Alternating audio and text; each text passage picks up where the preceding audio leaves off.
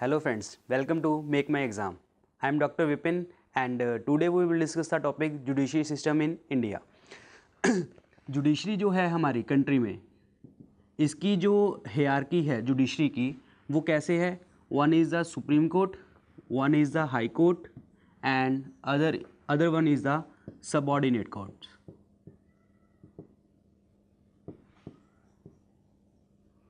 Subordinate courts ये हमारी India level पे रिप्रेजेंट करेगी, ये हमारी स्टेट लेवल पे रिप्रेजेंट करते हैं और ये हमारे डिस्ट्रिक्ट लेवल के ऊपर.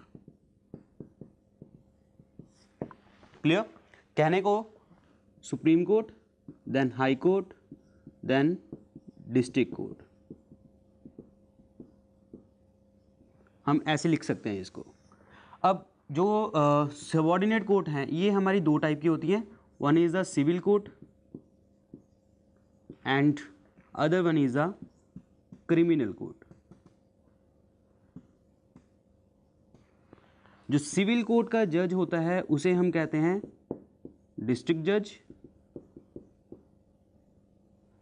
और क्रिमिनल कोर्ट के जज को हम कहते हैं इट्स सेशन जज. क्लियर? लेकिन हमारे एग्ज़ाम के लिए Supreme Court and High Court बहुत इंपॉर्टेंट है.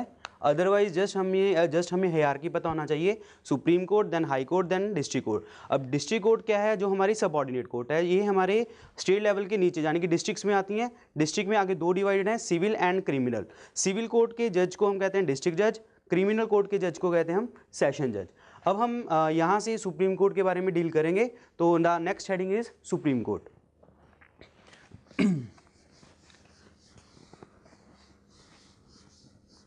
अब सुप्रीम कोर्ट जो है वो इंडिया लेवल पे रिप्रेजेंट कर रही है हमें, हमारी कंट्री लेवल पे. और इसमें हमें पता है कि जो एग्ज़ाम में जो क्वेश्चंस पूछे जाते हैं वो जजेस वगैरह के ऊपर क्वेश्चन पूछे जाएंगे, उनकी रिटायरमेंट एज के ऊपर, क्वालिफिकेशन के ऊपर, इस तरीके से क्वेश्चन पूछे जाते हैं.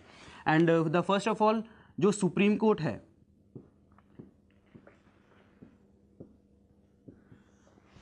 सुप्रीम कोर्ट के रिगार्डिंग पहले क्वेश्चन बनता है कि सुप्रीम कोर्ट की इस्टेब्लिशमेंट कब हुई. फर्स्ट ऑफ ऑल ये इस्टेब्लिश्ड हुआ था established according to Regulating Act 1773. Clear? ये रेगुलेटिंग एक्ट 1773 हुआ था. उसके बाद हमारा 1774 में एग्जैक्ट ईयर में हमारी सुप्रीम कोर्ट की इस्टेब्लिशमेंट हुई. वो हुई कहाँ पे? कोलकाता में. क्लियर? बट इसके बाद 1774 के बाद हमारी सुप्रीम कोर्ट की इस्टेब्लिशमेंट हुई as a federal court.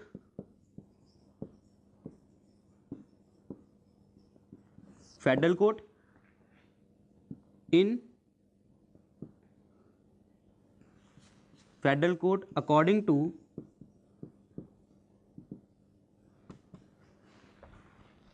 Government of India act 1935.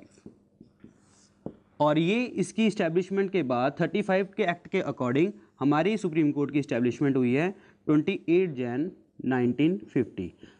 Exam में दो टाइप से क्वेश्चन पूछे जा सकते हैं कि पहले हमारी इस्टेब्लिशमेंट सुप्रीम कोर्ट की कहाँ पे हुई थी? कोलकाता में, ईयर 1774 और act regulating Act 1773.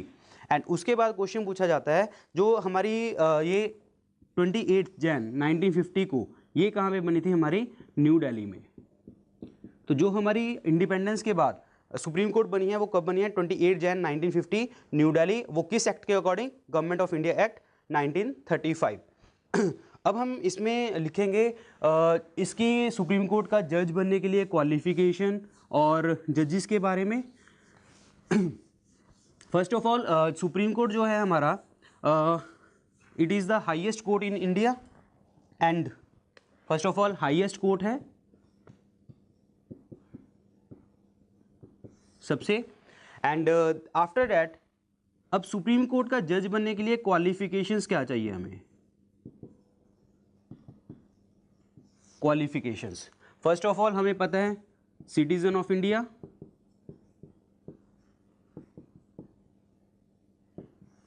The next one is the age. लेकिन हमने पहले सभी लेक्चर्स में डिस्कस किया है कि जितनी भी किसी भी मतलब लोकसभा राज्यसभा बनने के मेंबर बनने के लिए, किसी का भी मेंबर बनने के लिए एज प्रिस्क्राइब होती है, लेकिन सुप्रीम कोर्ट का जज बनने के लिए कोई भी एज प्रिस्क्राइब नहीं है। No age prescribed in the constitution. Clear? And after that और इनके और क्या क्वालिफिकेशन होनी चाहिए? 10 years एक्सपीरियंस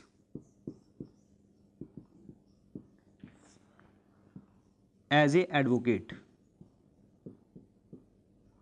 वो हाई कोर्ट में एक्सपीरियंस होना चाहिए, डिस्ट्रिक्ट कोर्ट में उसको एज ए एडवोकेट 10 साल का, एंड साथ के साथ 5 year experience of high court जज। 5 साल का उसको एक्सपीरियंस होना चाहिए एज ए हाई कोर्ट जज, एंड साथ के साथ एमिनेंट ज्यूरिस्ट, अच्छा ज्यूरिस्ट होना चाहिए in the eyes of president. Clear? इसमें हमारी क्वालिफिकेशन में हम दोबारा देखते हैं, सिटीजन ऑफ इंडिया, एज कोई इसमें प्रिस्क्राइब नहीं है, डिस्क्राइब नहीं की गई यहाँ पे, और 10 साल का एक्सपीरियंस चाहिए एडवोकेट का, 5 साल का एक्सपीरियंस चाहिए उसको हाई कोर्ट जज का, और एक एमिनेंट ज्यूरिस्ट होना चाहिए in the eyes of president. क्यों? क्योंकि हमारे सुप्रीम कोर्ट के जो जजेस होते हैं उनको अपॉइंट कौन करता है? Appointed by president. क्योंकि इनको अपॉइंट कौन करते हैं? हमारे कंट्री के प्रेसिडेंट। एंड ओथ, शपथ कौन दिलाता है? Again president. क्लियर? अगर सुप्रीम कोर्ट के जजेस ने रिजाइन करना हो, रेजिग्नेशन, अगेन ये देते हैं प्रेसिडेंट को। तो हमारे प्रेसिडेंट के रिगार्डिंग, सुप्रीम कोर्ट के जजेस के रिगार्डिंग सेम क्वेश्चन क्या बनते हैं? सुप्रीम कोर्ट के जजेस को अपॉइंट कौन करेगा? प्रेसिडेंट। शपथ कौन दिलाएंगे? ओथ कौन दिलाएंगे? प्रेसिडेंट। रेजिग्नेशन सुप्रीम कोर्ट के जजेस किसको देंगे? Again president. अब इसके बाद क्वालिफिकेशन के बाद हम देखते हैं कि हमारे सुप्रीम कोर्ट के जजेस कितने होते हैं। सो द टोटल जजेस आर 31 जजेस होते हैं। ये पहले भी हमने डिस्कस किया था। 31 में डिस्ट्रीब्यूशन कैसे होती है? 30 एंड 1। 30 तो हमारे नॉर्मल जजेस होते हैं सुप्रीम कोर्ट के, एंड जो एक होता है इनमें सबसे सीनियर मोस्ट होता है, सीनियर मोस्ट जज। इस सीनियर मोस्ट जज को हम क्या कहते हैं? Chief justice of India. Clear? ठीक है। तो जो सीनियर मोस्ट जज होगा, ये सीनियर मोस्ट एज में है, ठीक है। जो सीनियर मोस्ट एज में होगा उसको आपका कंट्री का हमारे chief justice of India appoint कर दिया जाएगा। और ये इन 30 एंड 31 को अपॉइंट कौन करते हैं? Again president. शपथ कौन दिलाएंगे? Again president. अगर इन्होंने किसी ने रेजिग्नेशन देना हो तो अगेन प्रेसिडेंट। क्लियर? तो हमने अभी इनकी क्वालिफिकेशंस के बारे में डिस्कस किया है। अब हम देखते हैं कि अगर इनको हटाना हो, इम्पीच करना हो, तो कैसे किया जाता है। बिल्कुल सेम जैसे हमने पहले डिस्कस किया है कि जो भी अथॉरिटीज़ हैं इनको हटाने का जो प्रोसीजर है वो अगेन हमारे पार्लियामेंट में ही स्टार्ट होता है। पार्लियामेंट में स्टार्ट होगा इम्पीचमेंट का प्रोसीजर। अब पार्लियामेंट में कैसे स्टार्ट होगा? अगेन लोकसभा या राज्यसभा से। अगेन जैसे हमने वाइस प्रेसिडेंट प्रेसिडेंट की बात करी थी कि वो लोकसभा राज्यसभा से बिल पास होंगे, and then after that president के बाद जाएगा और उसको इम्पीच कर दिया जाता है।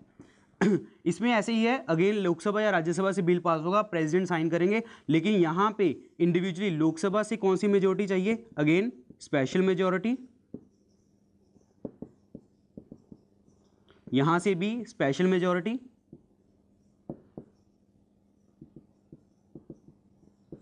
अलग अलग स्पेशल लोकसभा से मेजोरिटी एंड राज्यसभा से भी स्पेशल मेजोरिटी अगेन प्रेसिडेंट के पास जाएगा। अगर प्रेसिडेंट ने साइन कर दिए और ये बिल स्पेशल मेजोरिटी से पास होता है तो वो सुप्रीम कोर्ट के जज को हटा दिया जाता है।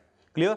एंड इसके बाद हम डिस्कस करेंगे इनके जो इम्पीचमेंट है इम्पीचमेंट का प्रोसीजर तो हमने पढ़ लिया है कि हाँ ये कैसे होगा, लेकिन इम्पीचमेंट का एक रीज़न होता है। इनमें जो रीज़न है वो रीज़न सिर्फ दो डिस्क्राइब किए गए हैं। अगर वो मिसबिहेव करे, मिसबिहेवियर किसके साथ? कॉन्स्टिट्यूशन के साथ। And the second is the incapacity, मतलब अगर वो कॉन्स्टिट्यूशन के साथ मिसबिहेव करें एंड उनके वो इनकैपेबल हों कि हाँ वो आगे काम नहीं कर सकते, और या फिर हम कह सकते हैं कि कॉन्स्टिट्यूशन के साथ उन्होंने कॉन्स्टिट्यूशनल पावर जो उनकी गिवन है उनसे अधिक पावर यूज़ कर ली है उन्होंने, या फिर कह सकते हैं कि उन्होंने अपने विश से कोई कानून लागू कर दिया जो उनकी पावर्स में नहीं आता, पार्लियामेंट के अकॉर्डिंग वो काम नहीं हो रहा, तो उनको हटा दिया जाता है। हमने यहाँ पे अभी रीज़न डिस्कस किए हैं, मिसबिहेवियर एंड इनकैपेसिटी। अब इम्पीचमेंट कर लिया, क्वालिफिकेशन कर लिया हमने। अब नेक्स्ट इज द इनकी रिटायरमेंट एज क्या है। जो इनकी रिटायरमेंट एज है डेट इज 65, यानी कि 65 एज के बाद ये सुप्रीम कोर्ट के जज नहीं रह पाएंगे। क्लियर? अब हम इसमें डिस्कस करेंगे थोड़े से static part, like for example कि ये हमारा जो सुप्रीम कोर्ट का है, सुप्रीम कोर्ट के आर्टिकल वगैरह क्या हैं, कौन से पार्ट में गिवन है, एंड द फर्दर इज उनकी पावर्स क्या हैं, यूरिसडिक्शन क्या है। तो सुप्रीम कोर्ट है जो हमारी आर्टिकल 124 से लेके 147 तक गिवन है। And the second thing is कौन से पार्ट में गिवन है, the part is part 5th। And उसके बाद सुप्रीम कोर्ट को हम कह देते हैं कस्टडियन ऑफ कॉन्स्टिट्यूशन।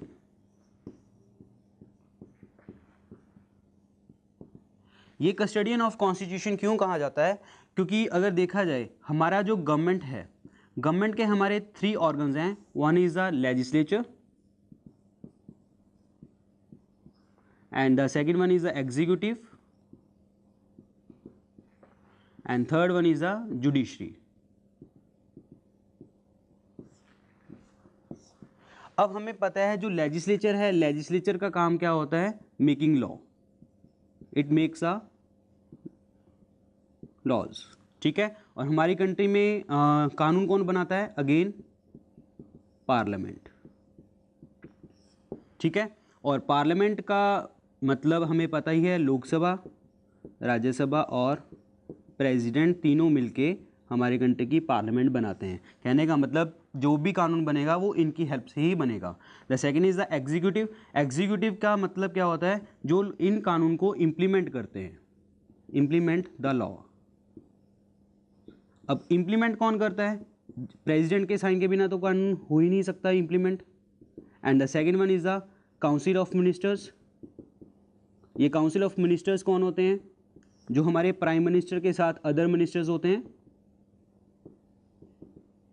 ठीक है, जब भी कानून लागू करते हैं वो हमेशा काउंसिल ऑफ मिनिस्टर से पूछ के करते हैं। कौन? प्रेसिडेंट। ठीक है, अब यहाँ पे एक चीज़ देखिए, जो काउंसिल ऑफ मिनिस्टर हैं वो या तो लोकसभा में होंगे या फिर राज्यसभा में होंगे, एंड प्रेसिडेंट अगेन यहाँ पे कॉमन है। तो इसका मतलब जो लेजिस्लेचर है और एग्जीक्यूटिव है ये दोनों एक जैसे हैं। मतलब कहने का मतलब ये है कि अगर इन्होंने कुछ गलत कानून पास करना हुआ, अगर इनकी मेजॉरिटी है तो ये कानून पास कर सकते हैं। लेकिन इस केस में हमें कौन बचाएगा? जुडिशरी। क्यों? क्योंकि जुडिशरी जो हमारी कंट्री में है, फर्स्ट ऑफ ऑल वो इंडिपेंडेंट है। इंडिपेंडेंट का मतलब क्या है? ये किसी से पूछ के काम नहीं करेगी, जो इन्होंने चीज़ इंप्लीमेंट कर दी वो सीधा लागू हो जानी है। एंड अगर इन्होंने कुछ गलत कानून पास किया, एट द एंड हमें कौन बचाएगा? जुडिशरी। जुडिशरी, इसीलिए हम जुडिशरी को क्या कह देते हैं? The custodian of constitution. Clear? अभी इसको हम दोबारा से डील कर लेते हैं। गवर्नमेंट के 3 पार्ट्स हैं, legislature, executive and judiciary. Legislature का काम क्या है? कानून बनाना। कानून कौन बनाता है? पार्लियामेंट। पार्लियामेंट के मतलब लोकसभा, राज्यसभा और प्रेसिडेंट। और एग्जीक्यूटिव क्या करते हैं? इंप्लीमेंट करते हैं इस कानून को। और इंप्लीमेंट करने के लिए साइनिंग अथॉरिटी क्या है? हमारी प्रेसिडेंट। प्रेसिडेंट किससे पूछ के काम करते हैं? यूनियन काउंसिल ऑफ मिनिस्टर्स के साथ। एंड काउंसिल ऑफ मिनिस्टर में कौन आते हैं? प्राइम मिनिस्टर प्लस और उसके साथ जो भी मिनिस्टर्स होते हैं। एंड अगर देखा जाए प्रेसिडेंट यहाँ पे कॉमन है और जो काउंसिल ऑफ मिनिस्टर्स हैं वो यहाँ पे बैठेंगे। अगर सपोज करो किसी गवर्नमेंट की मेजॉरिटी है तो ये कुछ भी कानून पास कर सकते हैं। अगर हमारे लोगों को पसंद ना आया वो कानून, तो उस केस में हमारी जो जुडिशरी है वो इस चीज़ को बचाएगी। क्यों? The judiciary is the independent and it is also called the custodian of constitution. Clear? अब हम जो हमारे सुप्रीम कोर्ट है, सुप्रीम कोर्ट की पावर्स के बारे में डिस्कस करेंगे जिसे हम कहेंगे यूरिसडिक्शन। यूरिसडिक्शन इंपॉर्टेंट है, एग्जाम में क्वेश्चन पूछा जाता है। तो यूरिसडिक्शन में हमारी जो सुप्रीम कोर्ट की पावर्स हैं,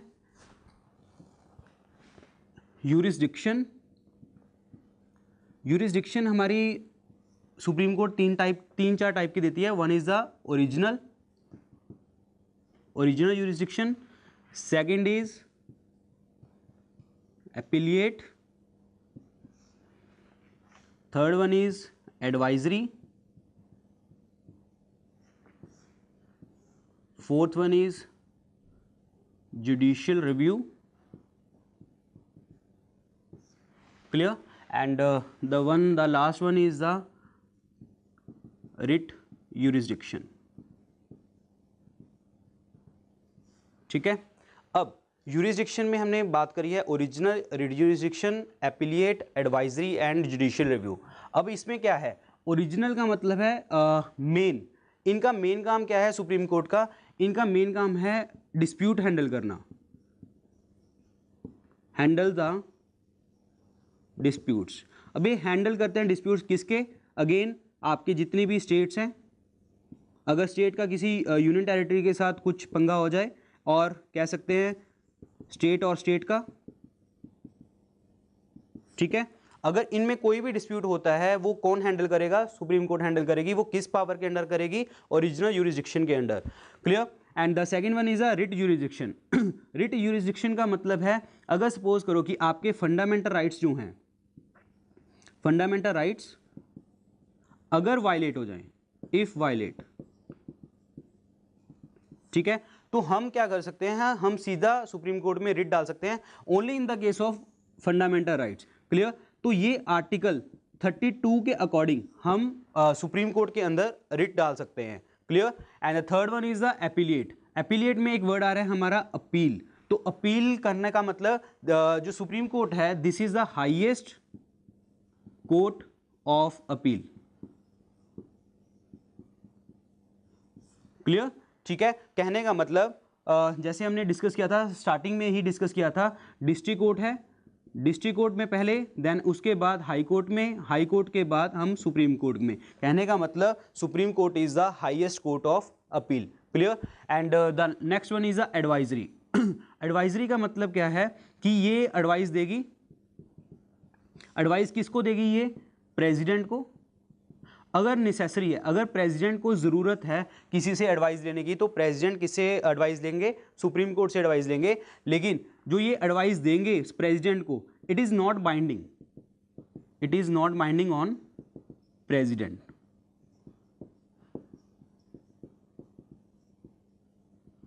क्लियर? ठीक है, and the last one is the judicial review. Judicial review का मतलब क्या है कि सपोज करो कि आपने कोई पहले जजमेंट दे रखी है, कोई जो लॉ है वो लागू कर रखा है, कोई एक्ट आ रखा है, या जजमेंट कह सकते हैं हम इसको। अगर लॉ है या कोई जजमेंट पहले ऑलरेडी दे रखी है, तो टाइम टू टाइम जुडिशरी है वो उसको रिव्यू भी कर सकती है और उस चीज़ को वो चेंज भी कर सकती है। इस जो इम्प्लीमेंट हो चुका है एक्ट और जजमेंट जो आ चुकी है उसको वो चेंज कर सकती है अगर उसको लगे। तो इस चीज़ को हम क्या कहते हैं? Judicial review. क्लियर? तो दोबारा से इसको चीज़ को देख लेते हैं। जुरिडिक्शन जो है वो 5 पार्ट्स में डिवाइडेड है। The first one is the original. Original का काम क्या है कि वो हमारे जो केस होते हैं, जो डिस्प्यूट्स होते हैं, वो हैंडल करती है। वो किस में? स्टेट्स, यूनियन टेरिटरीज और स्टेट में। Clear? And the second one is the writ jurisdiction. Writ jurisdiction में मतलब क्या है कि अगर हमारे फंडामेंटल राइट्स वायलेट हो जाते हैं तो आर्टिकल 32 के अकॉर्डिंग हम सुप्रीम कोर्ट में सीधा रिट डाल सकते हैं। Clear? The next one is the appellate. Appellate का मतलब है this is the highest court of appeal. हम सीधा तो नहीं जा सकते, ऐसे जाएंगे लाइक जैसे पहले हमने डिस्ट्रिक्ट कोर्ट में अपील करी है, then high court, then supreme court. तो सुप्रीम कोर्ट क्या बन जाता है? Highest court of appeal. The next one is the advisory. Advisory में क्या है कि सुप्रीम कोर्ट जो है एडवाइस दे सकती है किसको? प्रेसिडेंट को। अगर प्रेसिडेंट को लगे तो मुझे एडवाइस लेनी चाहिए तो किससे लेगी? सुप्रीम कोर्ट से, but it is not binding on the president. Clear? And the next one is the judicial review. Judicial review क्या है? अगर सपोज करो कि कोई एक्ट लागू हो चुका है, कोई जजमेंट आ चुकी है, अगर सुप्रीम कोर्ट को लगे कि उसने वो चेंज करनी है तो वो कर सकता है। और अगर वो चेंज कर रहे हैं तो जहाँ रिव्यू कर रहे हैं उस पावर को, उस यूरिसडिक्शन को क्या बोलते हैं हम? Judicial review. क्लियर? ठीक है। अभी हमने सुप्रीम कोर्ट के बारे में डिस्कस किया है, अब इसके बाद हम हाई कोर्ट्स के बारे में डिस्कस करेंगे। जैसे सुप्रीम कोर्ट हमारे इंडिया लेवल पे रिप्रेजेंट कर रही है, कंट्री लेवल पे रिप्रेजेंट करती है, तो जो हाई कोर्ट है, हाई कोर्ट हमारी स्टेट लेवल पे रिप्रेजेंट करती है। तो हम कह सकते हैं कि जो एपेक्स लेवल है हमारे जुडिशरी सिस्टम में, that is the supreme Court, and जो स्टेट लेवल पे एपेक्स कोर्ट है दैट इज़ हमारी हाई कोर्ट। क्लियर? अब high court, first of all high courts की, जैसे हमने सुप्रीम कोर्ट का ओरिजिनेशन लिखा है कि सुप्रीम कोर्ट कब बनी थी? रेगुलेटिंग एक्ट 1773 के अकॉर्डिंग, एंड उसके बाद 1935 के अकॉर्डिंग, और जो इन न्यू दिल्ली में आई वो 28 जैन 1950 को आई। तो हाई कोर्ट्स का ओरिजिनेशन कैसे हुआ? Indian high court act 1861। Clear? इसके अकॉर्डिंग हमारी 3 जगह के ऊपर कोर्ट्स बनी। One is the Calcutta, then Bombay, then Madras। Clear? ठीक है। अगेन ये जो इंडियन हाई कोर्ट एक्ट है, ये एक्ट है 1861 का, इसके अकॉर्डिंग 3 जगह के ऊपर हमारी कोर्ट्स बनी है। लेकिन इन कोर्ट्स को एग्जैक्ट कौन सी ईयर में बनी थी? 1862 में। क्लियर? एंड कई बार इसमें ना एग्जाम में ये क्वेश्चन देते हैं, लेकिन ये ऑप्शन नहीं आती, क्वेश्चन पूछ लेते हैं कि फर्स्ट हाई कोर्ट। देन इसके बाद जो हमारी हाई कोर्ट्स बनी थी 1866, that is the Allahabad high court. Clear? ठीक है। और जो हमारी the last high court that is in 2013, Manipur, Meghalaya and Tripura. Clear? 2013 में हमारी लास्ट 3 हाई कोर्ट्स इकट्ठी बनी थी, मणिपुर, मेघालय एंड त्रिपुरा। और इसके अकॉर्डिंग हमारी इंडिया में टोटल हाई कोर्ट्स कितनी हो गई थी? 24 high courts in India. Clear? ठीक है। ये तो है हमारा ओरिजिनेशन, जो हमारी हाई कोर्ट्स कैसी कैसे बनी है। अगेन हमें पता है कि जो हमारी सुप्रीम कोर्ट है, सुप्रीम कोर्ट का जो सिटिंग है, बैठते कहाँ पे हैं? That is in Delhi. और हमारी दिल्ली में ही एक हाई कोर्ट है। तो कहने का मतलब हमारी एक ऐसी स्टेट जहाँ पे supreme Court and High court है, दैट इज दिल्ली। और दिल्ली में हाई कोर्ट कब बनी थी? 1966। कहने का मतलब 1966 के बाद हमारी दिल्ली में high court and supreme court दोनों ही प्रेजेंट थी। क्लियर? ठीक है। तो ये तो हाँ है हमारा ओरिजिनेशन के बारे में कि कैसे जो है हमारा हाई कोर्ट कैसे इंडिया में बने थे। अब हम इसके बारे में लिखेंगे क्वालिफिकेशन, जैसे हमने सुप्रीम कोर्ट में लिखा है। ठीक है। और इम्पीचमेंट प्रोसीजर, उनकी अपॉइंटमेंट अथॉरिटी, इस तरीके से। अब फर्स्ट ऑफ ऑल एक हमारा एक्ट अमेंडमेंट हुई थी, that is the 7th amendment. 7th amendment हुई थी, this is in 1956।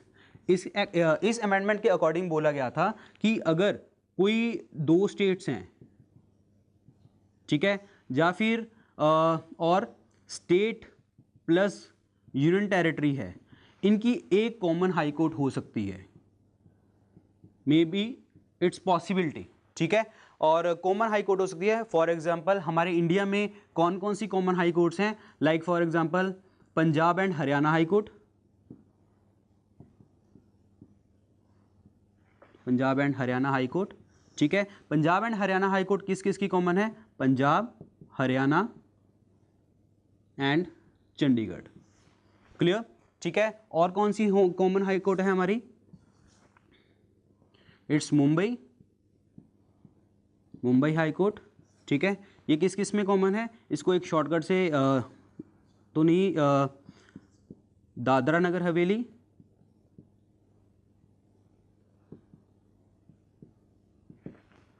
Daman and Diu and Goa Maharashtra. Clear, ठीक है। And one is the Kerala high court.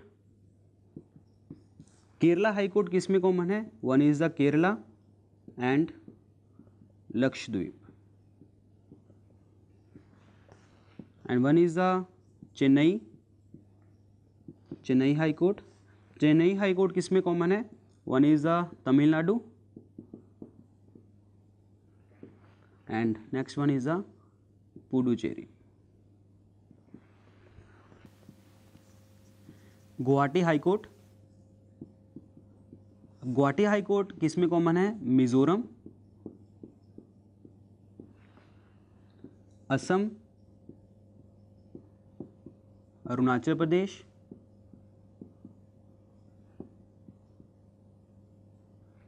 And Nagaland. Clear. And one is the Hyderabad high court, ये अभी हमारी लेटेस्ट तेलंगाना स्टेट बनी थी, उनमें है Andhra Pradesh and Telangana. And the last one is the Kolkata high court, ये किस में कॉमन है? Calcutta and Andaman and Nicobar islands.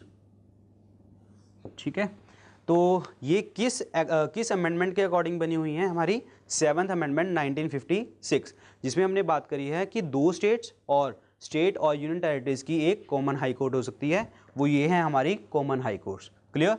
अब हम इसमें क्वालिफिकेशंस और इम्पीचमेंट प्रोसीजर डिस्कस करेंगे।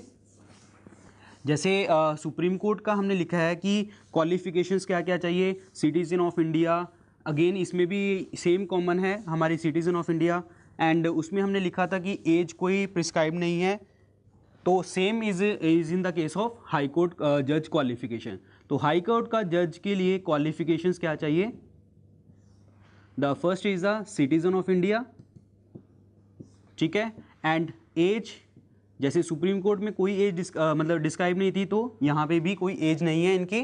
And the next one is हमने सुप्रीम कोर्ट में लिखा था कि उसको 5 साल हाई कोर्ट का जज होना चाहिए, तो ऑब्वियसली बात है कि यहाँ पे तो वो होगा ही नहीं, बाकी चीज़ सेम ही है कि 10 years एक्सपीरियंस, 10 साल का एक्सपीरियंस होना चाहिए as a advocate. Clear, advocate का एक्सपीरियंस होना चाहिए 10 साल का। Again last one is the same, eminent jurist. Clear, मतलब वो अच्छा एक यूरिस्ट होना चाहिए in the eyes of president. Clear. And again इसको अपॉइंट कौन करते हैं? Appointed by, this is appointed by president. Clear, लेकिन इनको ओथ, शपथ कौन दिलाते हैं? Governor of the state. Clear. और अगर इन्होंने रिजाइन देना हो, रेजिग्नेशन, तो ये कॉमन ही है, हमारे प्रेसिडेंट को रेजिग्नेशन देंगे। ठीक है। और अगर इम्पीच करना हो, रिमूवल करना हो, इम्पीचमेंट, तो सेम एज सुप्रीम कोर्ट जज, लाइक लोकसभा राज्यसभा में बिल पास होगा, देन वो जाएगा आपके प्रेसिडेंट के पास। कहने का मतलब इनको रिमूव करने का प्रोसीजर हमेशा यहाँ से स्टार्ट होगा, that is in parliament. Clear. Again impeachment के मतलब उनकी इम्पीचमेंट किस रीजन से हो सकती है? The same as the supreme court जज, like one is the incapacity and misbehaviour with constitution.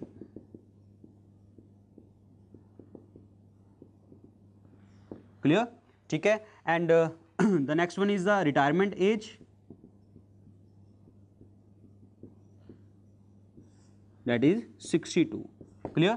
तो यहां पे एक क्वेश्चन ये तो बनता है रिटायरमेंट एज वाला, ठीक है। तो तो ध्यान रखना हाई कोर्ट के जज की रिटायरमेंट एज है 62 और हमारे जो सुप्रीम कोर्ट की हमने लिखा था सुप्रीम कोर्ट की रिटायरमेंट जज है हाई कोर्ट के सुप्रीम कोर्ट के जज की रिटायरमेंट एज है 65। कहने का मतलब जो रिटायरमेंट एज है 62, यहाँ से कोई पर्सन, जहाँ से कोई आपका हाई कोर्ट का जज रिटायर होके वो कहाँ पे जा सकता है, सुप्रीम कोर्ट, जो जनरली जाते हैं। क्लियर। अब हाई कोर्ट के जो जज हैं उनको अपॉइंट कौन करता है, प्रेसिडेंट, ठीक है, जो हमने अभी यहाँ पे डिस्कस किया था। लेकिन यहाँ पे प्रेसिडेंट कैसे उनको अपॉइंट करते हैं, फर्स्ट ऑफ ऑल वो क्या करते हैं, चीफ जस्टिस ऑफ इंडिया से बात करते हैं और चीफ जस्टिस ऑफ इंडिया और उस स्टेट के गवर्नर से, गवर्नर ऑफ द स्टेट, तो उनको अपॉइंट किया जाता है। इन सबसे कंसल्ट करके करेंगे तो हमारे प्रेसिडेंट ही, लेकिन कंसल्ट किसके साथ करेंगे, चीफ जस्टिस ऑफ इंडिया और गवर्नर ऑफ द स्टेट के साथ। Clear. And the next one is the powers jurisdiction, the same in the case of supreme court, जैसे हमने डिस्कस किया है वैसे ही सेम है आपके हाई कोर्ट की पावर्स, बस जस्ट माइन्यूट सा डिफरेंस है। वो डिफरेंस क्या है, जो हमारी रिट यूरिसडिक्शन की अब हमने बात करी थी रिट यूरिसडिक्शन, अब हम हाई कोर्ट में रिट्स डाल सकते हैं किस आर्टिकल के अकॉर्डिंग, आर्टिकल 226 के अकॉर्डिंग, ठीक है। अब आर्टिकल 226 के अकॉर्डिंग हम रिट्स डाल सकते हैं इन किस केस में, only in the case of fundamental right violation plus अगर हमारे ऑर्डिनरी राइट्स भी छीन लिए जाएं हमसे, ऑर्डिनरी राइट्स इन्फ्रिंज्ड, अगर आपके जो ordinary legal right, sorry legal right अगर हमारे फंडामेंटल राइट्स वायलेट हो जाएं और हमारे लीगल राइट्स इन्फ्रिंज्ड हो जाएं, कहने का मतलब जैसे हमने कहते हैं कि किसी के पेपर कहीं पे लीक हो गया है और उसने रिट डाल दिया है, एक्चुअली क्या है कि वो आपके लीगल राइट्स हैं, तो आप उसमें कोर्ट में रिट डाल सकते हो। इसका मतलब जो रिट पावर है वो हमारी हाई कोर्ट की पावर ज़्यादा है, मैक्सिमम पावर है इन के as comparative to supreme court. क्यों? क्योंकि सुप्रीम कोर्ट रिट डाल सकती है only in the case of fundamental right violation, लेकिन हाई कोर्ट में हम कैसे डाल सकते हैं, fundamental rights violation and ordinary rights infringe अगर हो जाए हमारे। क्लियर। तो फ्रेंड्स अभी हमने जो डिस्कस किया है सुप्रीम कोर्ट और हाई कोर्ट के बारे में डिस्कस किया है, ठीक है। अगर आपको इसके रिगार्डिंग कोई भी क्वेरी हो तो आप यूट्यूब के कमेंट में कमेंट बॉक्स में अपना कमेंट डाल सकते हो, तो मैं उसका रिप्लाई करूँगा आपका। And hope you like this video. Do share and please subscribe our channel. Thank you very much.